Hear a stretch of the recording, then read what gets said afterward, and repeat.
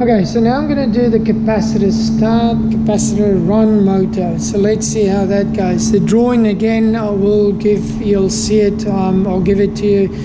For the practical assessment, you'll have to be able to connect it, so make sure you practice this at home. Okay, so I got the white phase coming in. According to my drawing, I'm going to the run capacitor.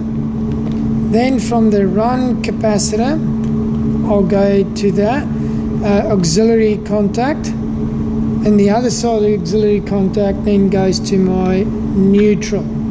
Alright, so I got supply coming in, going through my capacitor.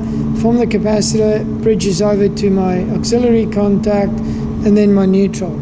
Then I need to also, from that supply, I'm still going to my start capacitor, and in series with the start capacitor, so it goes through the capacitor to my centrifugal switch.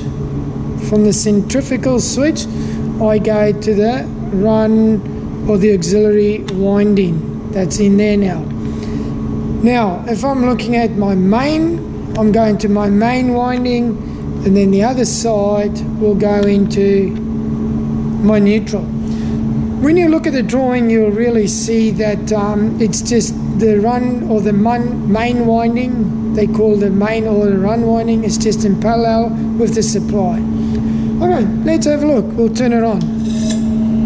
There we go. It's spinning at this stage. It's actually spinning looking at this way. It's spinning anti-clockwise. Again, to change direction, I go to the main winding, and I can literally, I'm just changing again. So instead of the current flowing this way through to neutral, it's now flowing this way.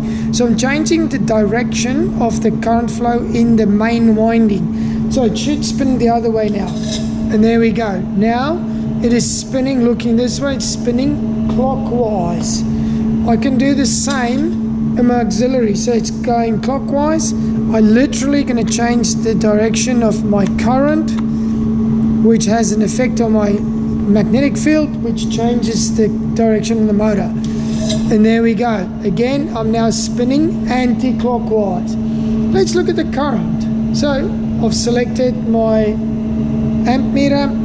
I go to my supply, and I can see I'm getting 0.38 amps. Significantly lower than that of my